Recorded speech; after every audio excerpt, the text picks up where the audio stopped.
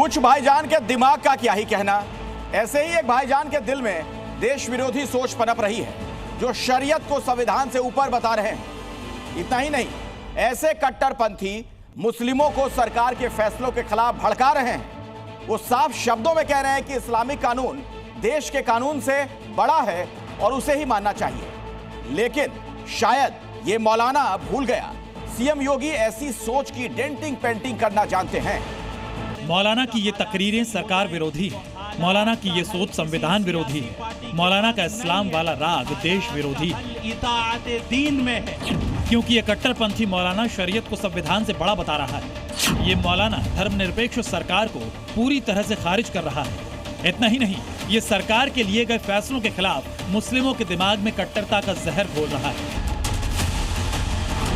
मुफ्ती smile के मुताबिक जो भी फैसले संविधान तरीके से लिए जाते हैं उसे ये नहीं मानेंगे। इनके लिए इस्लाम वतन से ऊपर है, इनका इस्लामिक निजाम सरकार से ऊपर है और इनका शरिया कानून देश की अदालतों और संविधान से बड़ा है। ऐसे में ये कहना गलत नहीं होगा कि ये शख्स आतंकी जाकिर नाइक का नया वर्जन है, जो देश के मुस्लिमों को सरकार और संविधान के खिलाफ भड़का रहा है।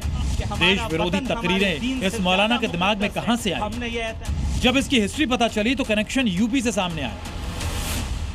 मुफ्ती नदवी ने साल 2014 में लखनऊ में दारुल उलूम नवदतुल उलेमा में दाखिला लिया था। 6 साल की पढ़ाई के बाद नदवी ने इस्लामिक डिग्री हासिल की। नदवी के पिता भी इस्लामिक स्कॉलर रहे हैं। तो सवाल है कि क्या घर के अंदर से ही उसे संविधान विरोधी सोच मिली? सूत्रों की माने तो फिलहाल शमाइल नदवी मलेशिया से पीएचडी कर रहा है। वही मलेशिया जहां आतंकी जाकिर नाइक छिपा है। जिस तरह जाकिर नाइक भारत के मुस्लिमों के जहन में जहर घोलता है, ठीक वैसे ही शमाइल नदवी भी भारत के कानून को न मानने की हिदायत दे रहा है। शमाइल नदवी बार बार सरकार के फैसले पर सवाल खड़ा कर रहा है। ऐसे में सवाल ये कि क्या मुफ्ती शमाइल वक्फ संशोधन कानून की खिलाफत कर रहा है? क्या मौलाना 3 तलाक कानून की खिलाफत कर रहा है? क्या नदवी सख्त धर्मांतरण कानून बनने से खफा है?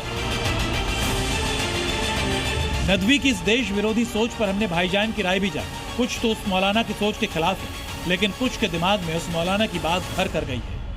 लोग भी अपने मजहब के साथ और अपने कल्चर के साथ उस शरीयत को अपना फरीज़ा मानते हैं और शरीयत ज़रूरी है। हमारी मजहब इस्लाम का कानून ये है कि भाई किसी को ऐसी तकलीफ नहीं दो कि वो बिल्कुल तड़प के रह जाए।